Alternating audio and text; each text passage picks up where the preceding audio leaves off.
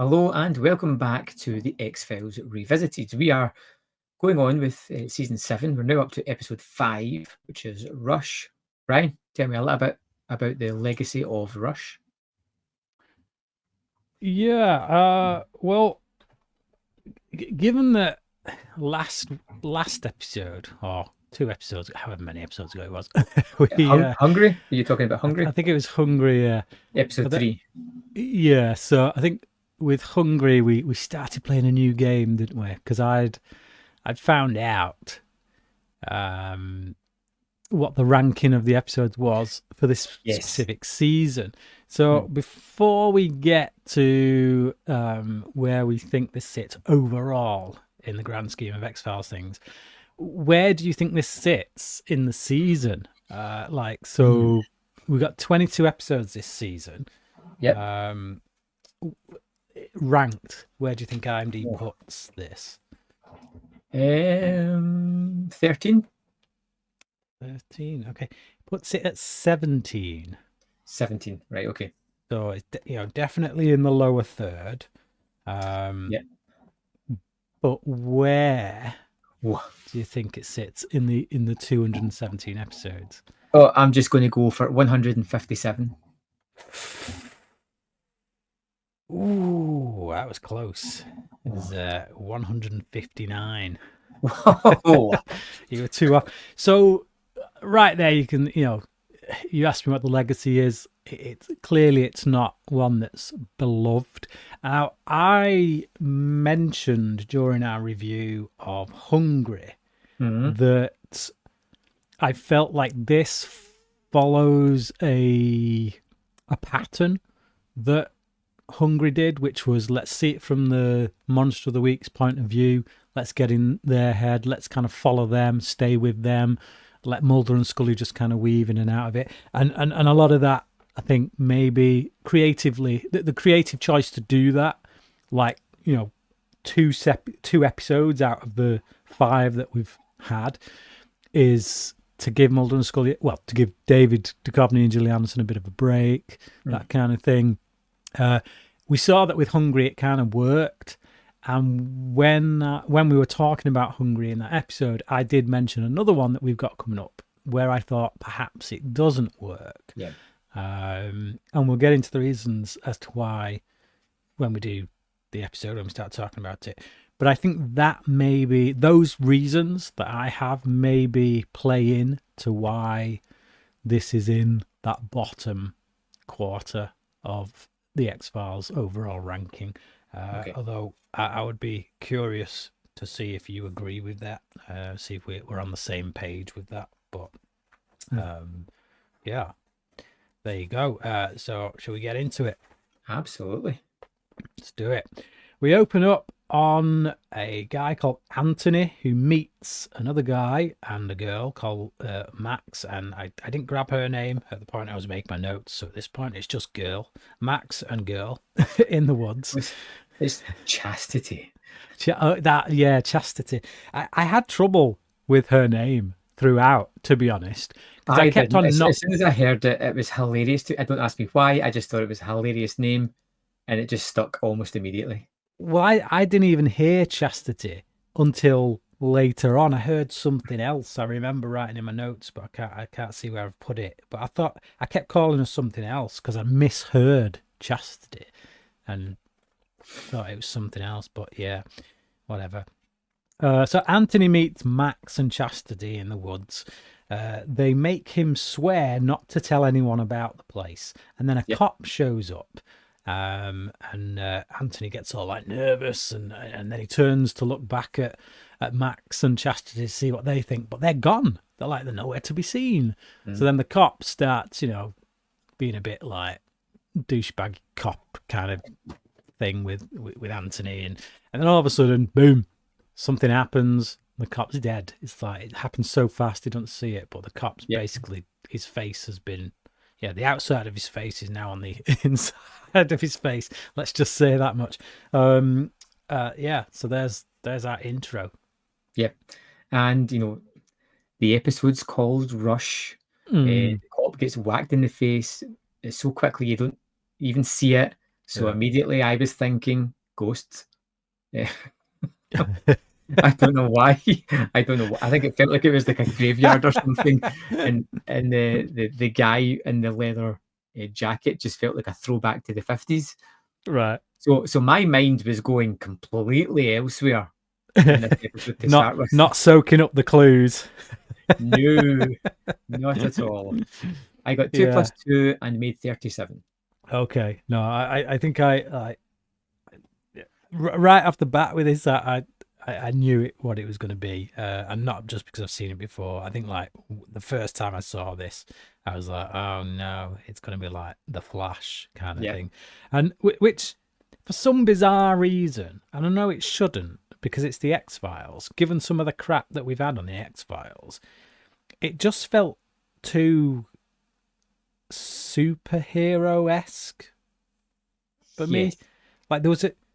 Do you know what it's like? It's like what was the influence for Chronicle? This, Yeah. which wasn't great either. I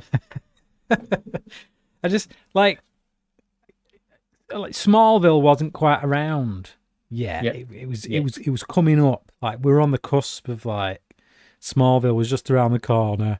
You know, we even had an actor in Hungary that will be in the first season of Smallville. So it's that time period. But like this is the kind of opening or the kind of characters that I would expect in a Smallville episode, not necessarily an X-Files episode. And I don't know why that is, because you know we've had people whose shadows swallow people. We've had monsters of the week who eat all your fat. Like these are all things that like but this feels more teen orientated. As not just that it's teens that's in it, but it feels aimed towards an almost teen audience. Not the typical X-Files audience. Yeah, and I think as well, to some extent, Hungry was like that because the monster, so to speak, was a young man. It was someone who looked like he was still in high school. And so to go into another episode, like just 2 episodes later, where we're still around that age group, we're in high school. It feels like we're being pushed towards a more teen demographic. And like I said, I think that's just placement of episodes. If you shove this on the back end of the season, you probably wouldn't notice. But because it comes so soon after Hungry, I'm starting to feel like are they getting like a mandate from the studio to go more teen friendly, teen orientated? Could be totally wrong on that, but that's just what it feels. That's the vibe I get. Scully meets Mulder and they go check out the body. Tony is considered guilty by the local cops. Anthony, Tony, one shot with a flashlight, apparently. So they think Tony's strong enough to just boom, one shot a flashlight through someone's head. Yeah. There ain't enough PCP you can take that would make you that strong, I don't think. And Brian's tried, trust me. Yeah. Scully tries to rationalise that level of strength. Deputy Douchebag enters and asks when they're leaving. Yes. It's an open and shut case. But Mulder wants to speak with Tony. Because, heaven forbid you should actually interview your suspect. And but yeah, Douchebag Sheriff is back. It's like a lot of the tropes we have throughout the show. There is like back when season 7 first aired, and I think I've said this before, it was the point at which I was starting to I was starting to and ah a bit. I was like, oh man, and it could be that one that maybe the audience is changing. We moved to LA. We've got a from the surface of it, it seems like the demographic they're aiming at's gone a bit different. We've got the tropes in it that we've had countless times before. Dare I say, it's starting to get a bit tired. Yeah. I don't know if you have that feeling while watching this one. I think at the moment, if you look at the season so far, we're on the 5th episode. The first 2 were a real slog. I think Hungry was an average episode that was given a boost because it came after something that was really tough. Then we got Millennium, which was a fantastic episode that really kind of hammered home the finale for that and brought zombies into it, which I found incredible that they did that. And then on to Rush, which again feels like another kind of fine episode, like Hungry, maybe not as good. It's just fine. So just now I'm okay. Yeah. I want more. Yeah. And from what everybody's saying, and yourself included, I don't think I'm going to get that. But I've not written it off as yet. No. Oh no. Like, I'm not at the point of writing it off. I'm a long way from writing it off. And as I've said before, I actually think season 8 gets a bit of an uplift. If this has a bit of a drop, we get a bit of an uplift in season 8. But like, even when we had bad episodes in season, I won't say 5 because I don't think there were any in 5. I think we had one, didn't we, that we thought was bad. But in season 6, we started to get a bit. We had this trajectory of every season getting better than the last. Yeah. And then in season 6, still a very good season, like blinding season, but there were a couple of cracks. But none of those cracks were enough to make me doubt the show's, ability to remain my number one show of all time. And I'm talking personally of way back when I first watched this. This was literally like the first time that those feelings started to creep in of, I don't feel like I care about this as much as I did, which is insane given how big my fandom was. So that was a concern. So anyway, they enter, Mulder and Scully enter as a girl from the teaser, whatever her name is. Chastity leaves. She smiles at Mulder, like almost kind of giving him the come on. Yeah. And he smiles back, almost like he's accepting the compliment. And Scully kind of laughs, and he's like, "What? It's like, yes, guys, let's not forget you're in a high school here. Let's not do anything illegal." But it's a weird little moment. It's like they could have just had her pass. They could have just passed each other, boom, whatever. But they have to have this little acknowledgement, and it's like, all right, there it is. Yeah, it's a bit weird, but it's a bit funny at the same time.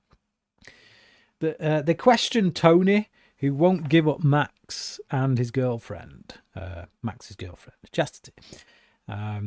So yeah, it's very just kind of generic Mulder, getting the lay of the land kind of interview, doing his Columbo thing where it's like already, get to the end of this interview, he knows who it is, but yeah. So Mulder says forceful spirit. Scully says, how about his friends first? Just for me, Mulder. Just for me. Yeah. Just quickly, there was one little moment I loved, and it's when they're talking to the two girls at the school, the girl and the boy at the school, and is it the guy says to Scully, you're a Betty, you'd be a Betty back in the day, which is like a compliment. And he walks away, and Scully's just like, a Betty, and Mulder's just like, back in the day. Like it's always just like, it was like one of those like unnecessary like takedowns that I just like I properly knotted myself laughing at that, Brian. I was just I thought, Mulder, just for clarification, that is a Flintstones reference, right? I think it's a is it not talking about, because there's the two families in Flintstones, weren't there? And everybody always said, I take it as there's an American comic, and it's like Betty and Veronica and blah, blah. They turned it into the Riverdale TV series on Netflix at one point. Oh, okay. I don't know if it's referring to that comic line, which I can't remember what it's called. But is that like, I was always just assuming it was like a Flintstones kind of reference, because people used to argue in the playground about who would do Betty or which is it like really really childish because it's a cartoon, but yeah, whatever. Yeah. No, yeah, yeah. I really liked Scully's little kind of sarcastic, because his theory at this point is just like way off base. Yes. It's like, come on, and he's wrong. He's like, it's one of those occasions where Mulder's, he doesn't have the correct theory right off the bat. He's actually plucking it out of his ass, and he's wrong. And Scully, hers makes sense at this point. Yeah, but saying that as well, like the way she kind of talks him round, like I kind of like it and hate it at the same time, because it doesn't, like, it feels like Scully playing on the feels like she's playing the part of like a schoolgirl, because wherever they are, she's trying to like manipulate him through like fluttering her eyes and be like, please, all that kind of thing. The more subservient role kind of thing. Yeah, but I think it's kind of like throwing back to what just happened between. Yeah. Like, I think they're kind of having a wee commentary there, but it's almost blink and you miss it. Yeah, it's a funny exchange anyway. It's something that I feel like we could do with more of in this episode. But Jesse sits in a test. Max comes in late and aces the test in 1 minute, and then Jesse doesn't look all that impressed. So, yeah, it's very, very clear what is going on. Max is the Reverse Flash. It's clearly it's a fun sequence. There's a bit of what do you call it? Fantasy fulfillment kind of thing as a viewer. Like, particularly, like, obviously when this came out, I'd left school, but I was still in like a college environment. So there is that sense of, you still get a few arsey teachers that you'd love to just kind of get one over on. And it's just like, this kind of puts that fantasy element in of like, what would I do if I had this power? How would I just get one over on one of the teachers? And So Mulder and Scully question Jessie when she comes out of class, but Max butts in and stops them. Mulder deduces that he's the sheriff's son. Max calls Scully a Betty, and they get a call about the murder weapon. So that's when the Betty comment. I've jumped way ahead of myself here. Right. Okay. you thought the Betty comment was a little bit back there, yeah. So they get a call about the murder weapon. That scene just shows us that Max is a grade A douche, and that it's kind of one of the things about, like, I can see what they're saying to some degree, like the sheriff's a bit of a bully, the sheriff's a bit of a douche, so that obviously rubs off on the son. Yeah, but they don't quite do enough, I feel, to make the son feel like anything less than a one-note character. Yes, I never sympathize with him when I should. Like, if we saw the degree of bullying that the father puts on the son, and then we get to understand why he is a douche. Yeah, it's not there at all. I mean, I think Tony, you kind of get the sympathy with. Yeah. But Max is just, I mean, he's just a complete douche, and that is it. Yeah. There's nothing there. Whereas his father in the next sequence, I think, almost takes back the douchery. Yeah, he gets a bit of a redemptive moment, doesn't he? Because he does apologize. He apologizes for being a douche. Basically, he says he's basically, look, like, I'm sorry about how I came in so hot. Things are quite tense, as you can imagine. And, so he does. After seeing so many of these episodes with these kind of officers, it's a trope. It's nice to see one just be like, you know what, I'm sorry. Yeah. Dial it back a bit. So. Yeah, so they go to the police station, the evidence room, and the sheriff says that the murder weapon vanished into thin air. Mulder looks at the security footage and sees a blur, like the Flash. And you know what it is? You know what colour that blur is? It's a varsity jacket blur. It's a red-blue blur. It's the red-blue blur. Like, I don't know, were you a Smallville guy at all? Yeah, so like, later seasons when it became the red blue blur, it's like, yeah, it's But it's also it's like, you know what it is. Like at this point, it's clearer than day what exactly is yeah, happening. But by this point, I would say, like I know the girl is in on it as well. Like the girl is similar because yeah, she has that jacket on, and it's kind of those colours that you see. yeah, for sure. So Tony gets home with his mum. She questions him about Max. She's kind of disapproving of him for obvious reasons. He just wants to get some sleep. So he acts like a bit of a douche with his mum, to be perfectly honest. And then when he goes to his bedroom, Max is outside waiting, and he's like throwing stones up on the window. So they go for a ride in a stolen car. Yep. And they crash unscathed. Now it's a great sequence. I do like it. Don't understand it. In what respect? Like, because obviously he disappears out the driver's seat. Fantastic! I love that. I thought that was like a great kind of twist.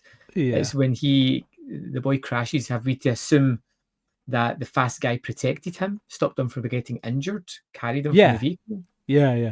So I don't think it comes across, does it? Did it Or not? have I missed it? I don't think so. Or have I blinked and missed something? I thought it did because it's like he shows that, hey, you're on your own. You know you're going to crash. Yep. But then the car crashes, and even though we've not seen him go, the fact that we pull back and he's there tells us that like he's gone back, got him out before the car's crashed to show him that, that it's him who's done it and stuff. So yeah, like it made perfect sense to me. But Chuck's back. Remember Chuck? We've had Chuck a few times. Yeah. Yes, Science good old geek. Chuck. Yeah.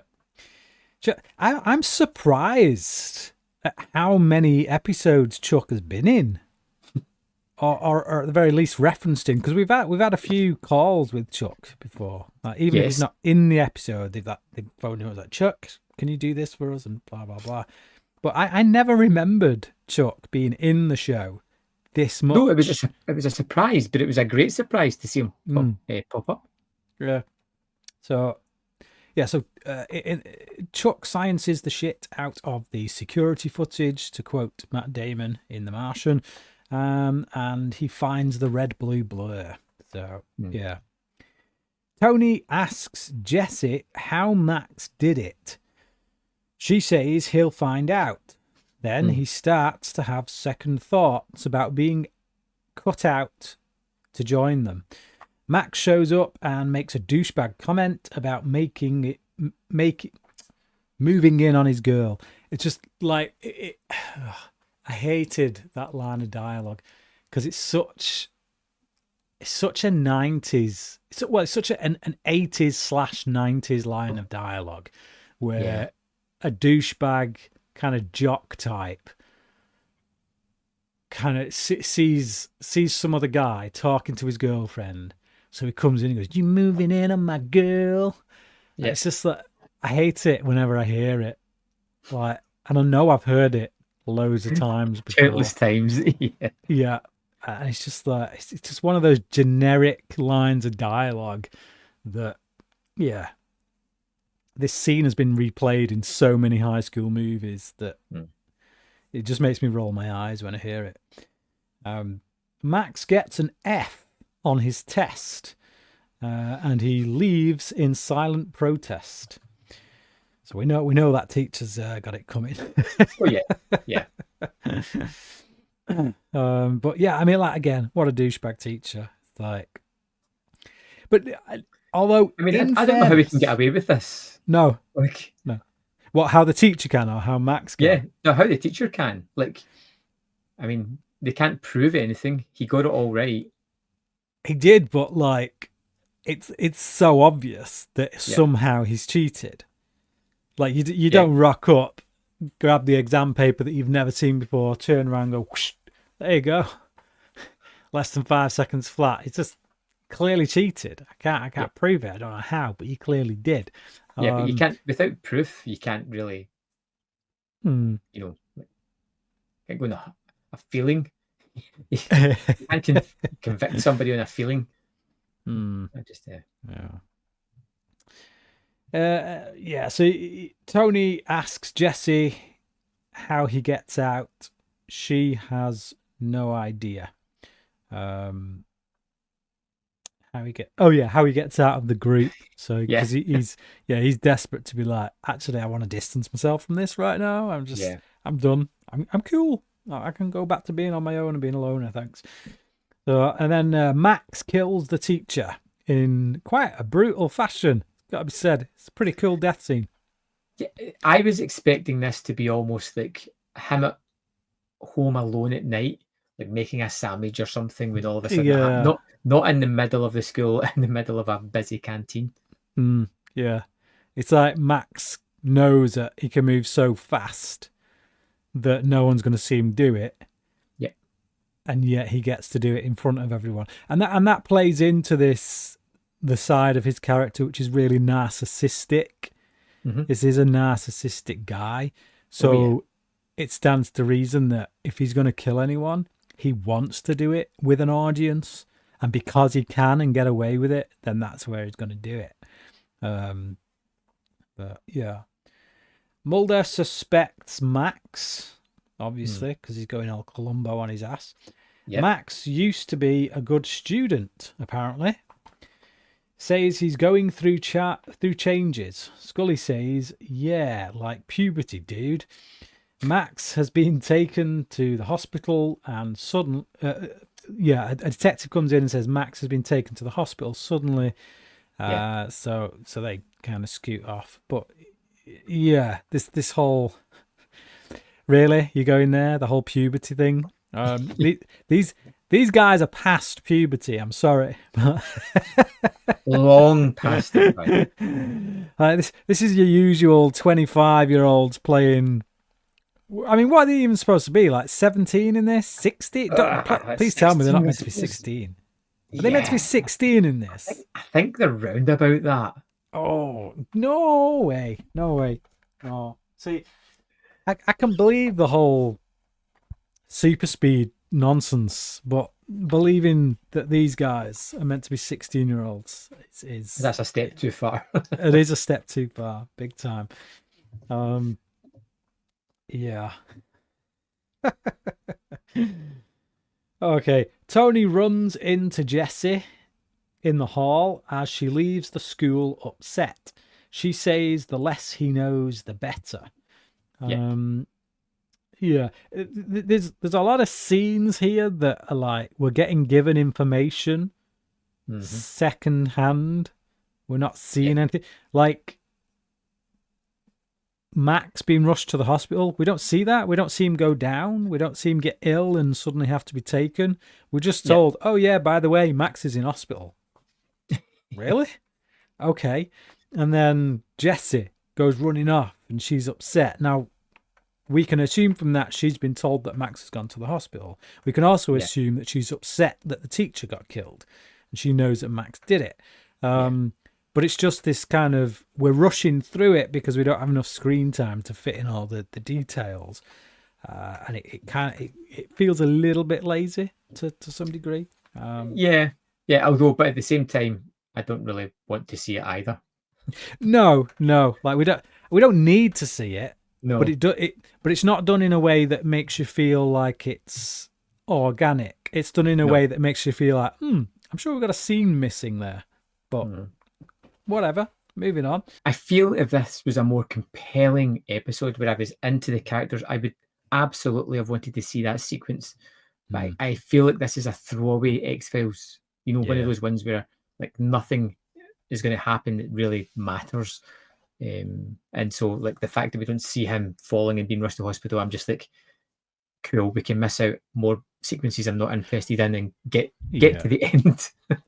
Like there's nothing about this that's terrible. It's we're not talking like Excelsis Day or .com here. It's just like okay, right. There's a story.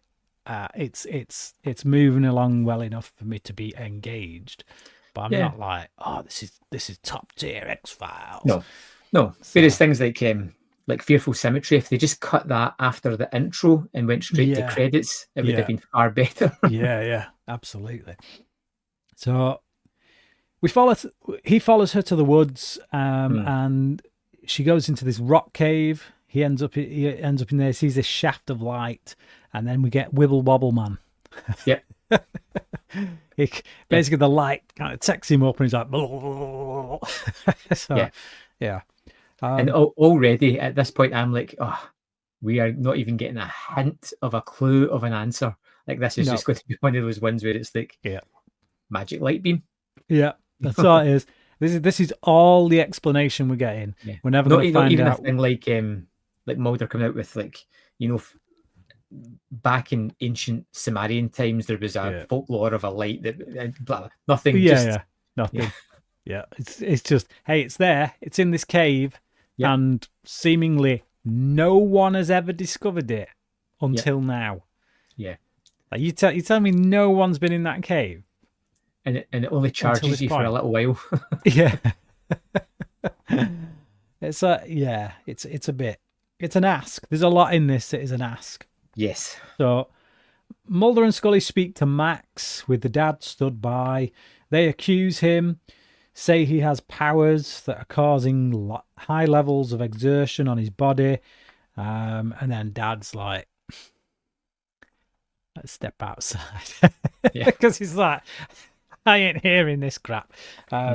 Which, you know, you could kind of understand from his perspective. So Mulder asks to search his house. He says, no. He goes back to being douchebag sheriff, but you can kind of understand why. Yeah. Like, he's torn between the law and protecting his family at this point. Yeah. Scully says there are test results missing from Max's chart, and they should go track them down. And that's when Jesse shows up. Yeah. Brain scans, body scans, damage to his body like that of a 15-year race car driver. So clearly, I feel like the damage would be considerably worse, to be honest. Although I do like this aspect of, like, if you look at, say, The Flash, superhero character, and the TV show and all that. Yeah. It's all fun and games and stuff, but you do always get that sense sometimes with some of the things that he does at super speed. You're like, pretty sure that would break someone's neck, or there'd be a bit more damage. Kind of. Now I get he's a superhero, so he doesn't feel the effects of that. But even in, like, rescuing someone at super speed, if you jump and catch someone and pull them out of the way of something that's heading towards them to save them, the speed force that you pull them away with would probably break every bone in their body. Yeah. So I do like that they kind of touch on that here by saying, the super speed that you're using is literally destroying your body. A nurse sees Jessie on camera, but when she goes to Max's room, she isn't there, except she is. So she's moving so fast that she's kind of disappearing out of the light of sight, kind of thing. So she's. I am kind of wondering why, because I feel throughout this episode that Chastity feels stuck. She feels trapped in whatever they're up to. And I've been calling her Jessie. That's what I was saying. That's the name that I wrote. So in my notes it's Jessie, and then later on I get Chastity, because the whole time, every time they say Chastity, it sounds like they're saying Jessie. I'm like, Chastity.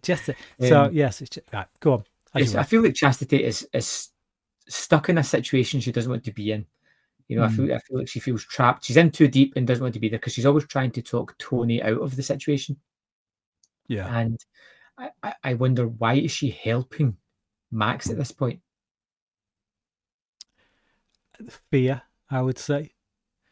That if it gets it's that thing, isn't it, with like a lot of people say now that Stockholm syndrome doesn't really exist, and I get why they're saying that, but there is still a psychology that is at work in victims, particularly like abusive marriages, things like that. Yep. People often ask, why do they stay? Why do they stay? And the abusive partner does have a hold over them, and there's this level of fear that creeps in where, like, if I try to get out of it or try to stop them and I fail, then the repercussions of that are going to be even worse than me just going along and helping. And you get trapped in this cycle of behavior of just constantly being a doormat. And so that's the way I see why she's doing this. She's just trapped in this cycle of behavior. But so they get personal effects. Globs on Max's shoes that match ones found at the scenes of the crimes. Mulder talks about force equals mass times acceleration. Scully is like, nah, bruh. Nurse comes in and takes them to Max's empty bed.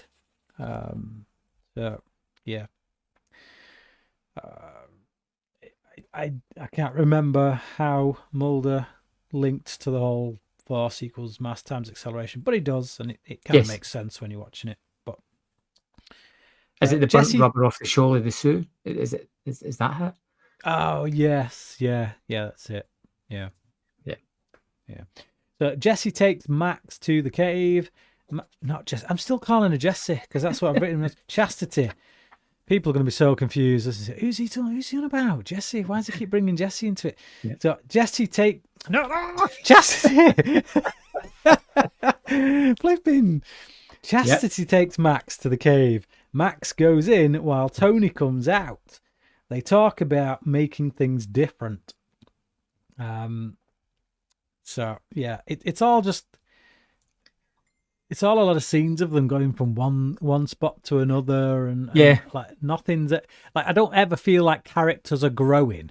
This is the thing. I feel like these are characters that do what they do, and they will always continue to do them. And we're just seeing scenes in which they're trying to implement the things that they are trying to do. And there's not a right lot in these scenes of personal growth with the characters. We get a little bit with Tony, because obviously we've seen his change of heart, but it's just people doing stuff that don't really matter much. The sheriff comes home and he searches Max's bedroom. Obviously, he's taking what Mulder and Scully have said to heart, so he wants to investigate this for himself, see if they're onto anything. He finds a lot of shoes in Max's. Love it. I love that extra. It's unnecessary, but it says so much. Yeah, nice little detail that just shows, this guy goes through a lot of pair of shoes. Yeah. And he's probably stolen them from shops because... Yeah, he's not paying for them. No. In and out, he's got 20 pair of shoes. Boom, good to go. He finds the flashlight, though why Max would keep that flashlight in his room is beyond me. Like, yeah, that's the baffling. You could literally take it anywhere. Yeah, you could take it to Texas. Like, you could take it to the cave that nobody's discovered other than these three kids. Yeah. But it's just like you could run at top speed for 100 miles, launch it so fast that it goes. You probably get it into outer space if you could throw with that much speed force. It just makes no sense that you've taken it home and put it in your bedroom. Or I can stick it in my pants. Yeah, it's just really stupid. That's it. So yeah. He hears a noise. He goes downstairs, finds that the front door's open, and then Max nearly kills his dad, but he's stopped by Tony and Jesse. So, yeah, it's okay.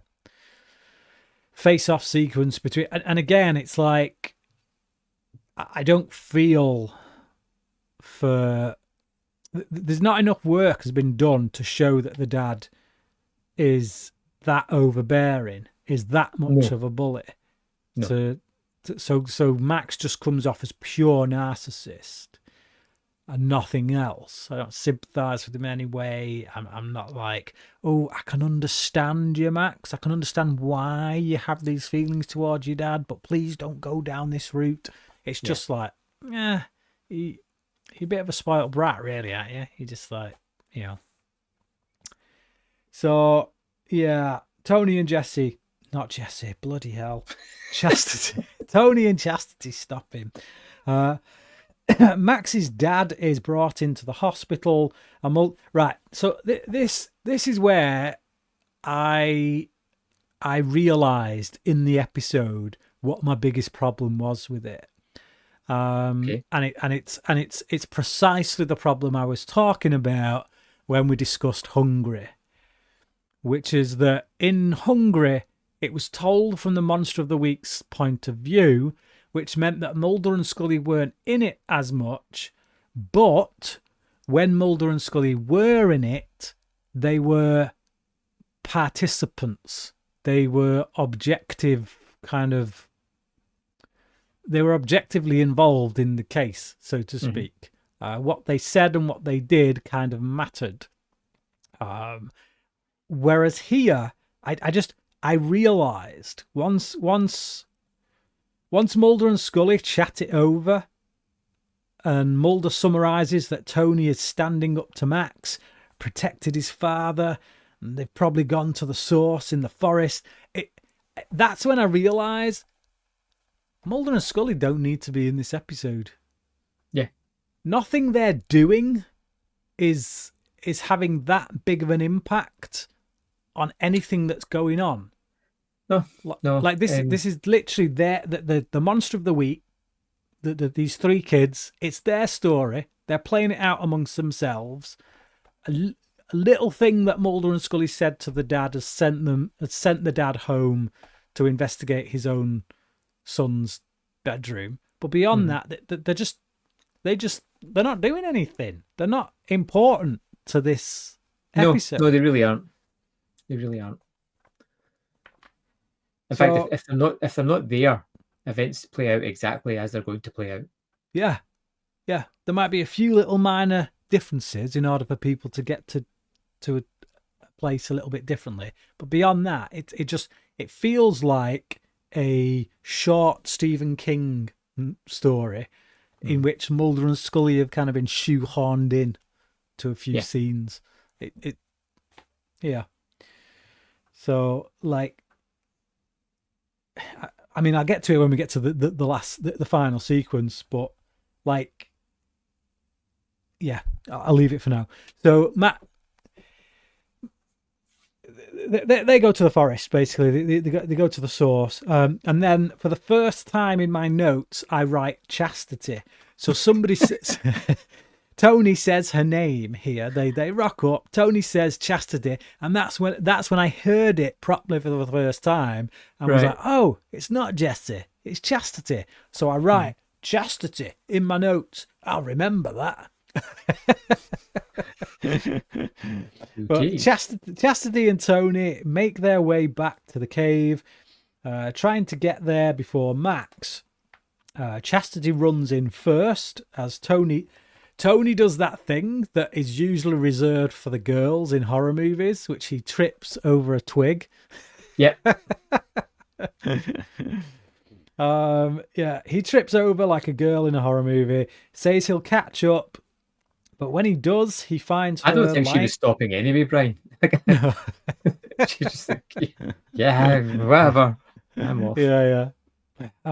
So when he finally catches up, he finds her lying on the floor, out cold.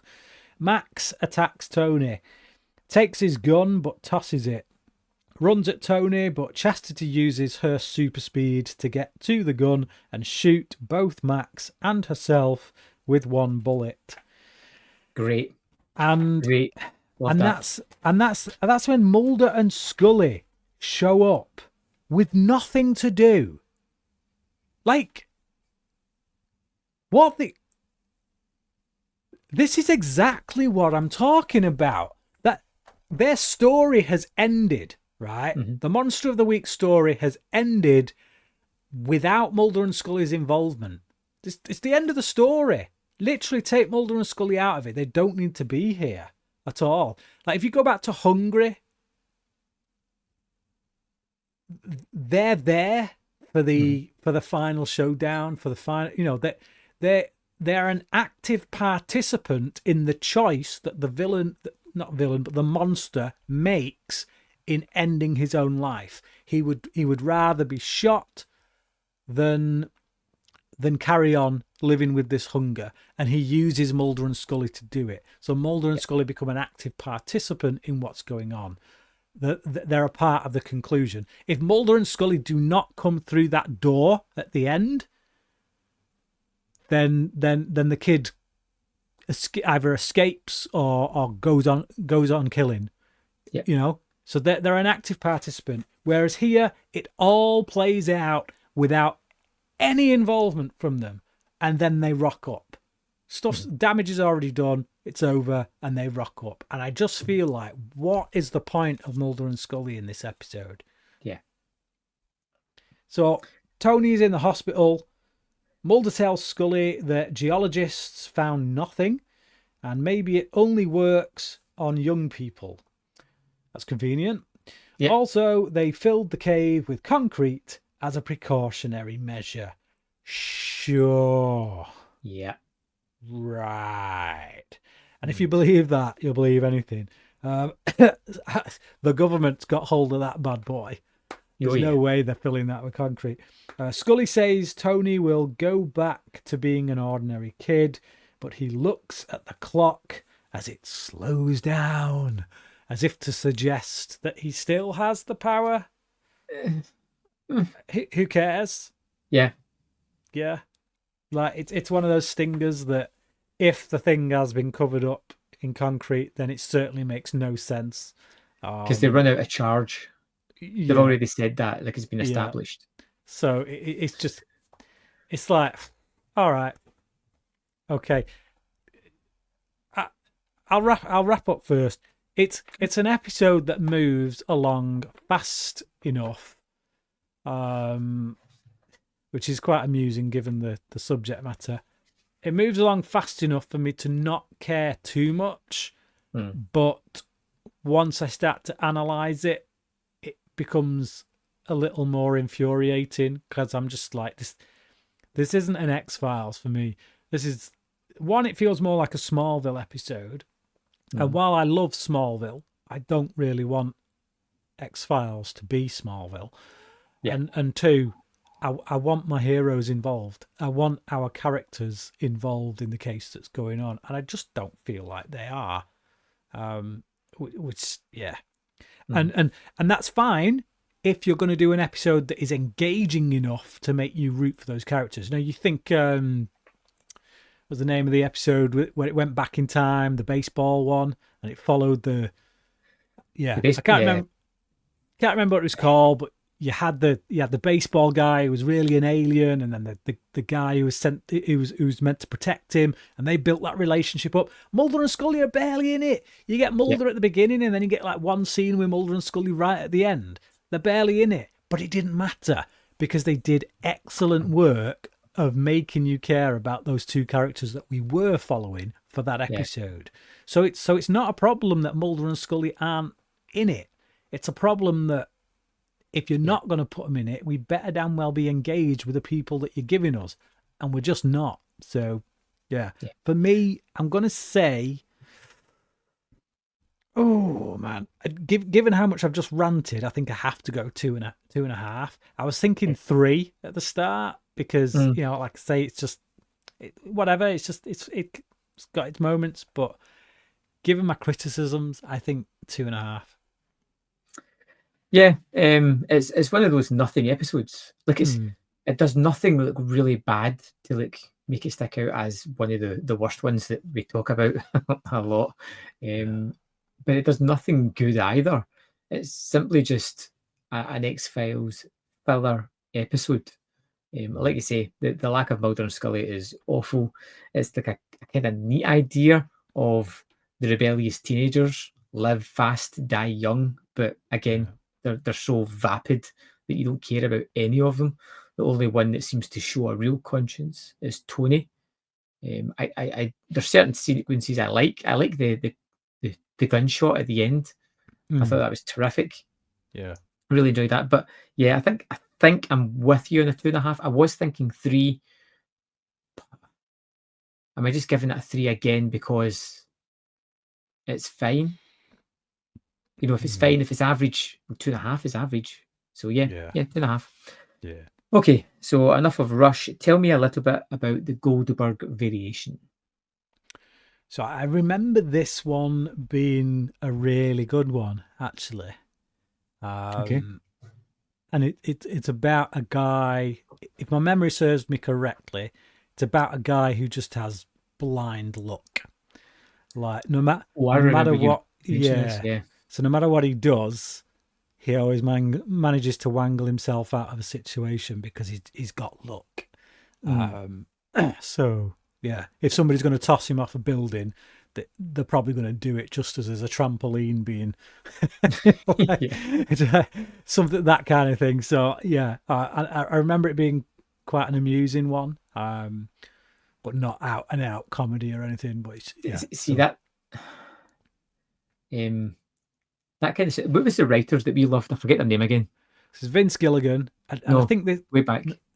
Jose Darren Morgan. That sounds like a Darren Morgan episode. Yeah. It does. It sounds like the kind of thing that he would have so much fun with. Yeah. But still have like a great thematic under it. Yeah. Yeah. That sounds great. I'm enthused to check out that one. Hopefully you're enthused as well when you're going to join us next week when we talk about it. And as always, I'm going to ask that you review us on, or give us a like on YouTube, or reviews on whatever podcast service you listen to us on. We would greatly appreciate it. It allows others to discover our passion and your passion for the X-Files. Thanks for watching, and we'll see you next week.